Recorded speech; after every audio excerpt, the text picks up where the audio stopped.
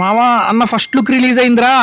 రే ఏంట్రా అది, movie release కి ఇంకా 4 months ఉంది. ఈ లోపే హైప్ తో పోయేలా ఉన్నాను రా. తదాస్తు. పదనాయన ఆలస్యం అయిపోతున్నది. అవతల ఇంకో 5 టికెట్లు తెంచాల్సింది ఉంది. ఎవరు సార్ మీరు? ఏంటిదంతా? చుట్టూ బ్యాక్గ్రౌండ్, కింద బరియల్ గ్రౌండ్ చూసి కూడా సందేహిస్తున్నావా? అదేంటి స్వామి, సెకండ్ ముందు వరకు కూడా చక్కగా ఉన్నాగా, సడన్గా ఎందుకు పోయాను? ఫస్ట్ లుక్ చూసిన హైప్ లో పోయావు నాయన. అదేదో మాట వరుస కన్నాను స్వామి, నిజంగా చంపేస్తారా? ఒక్కసారి గతం గుర్తు తెచ్చుకో.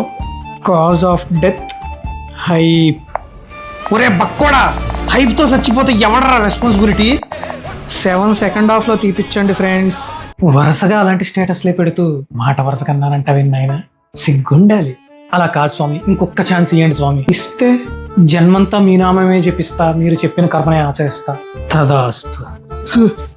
ఏడిదంతా కళ. చెప్పరా.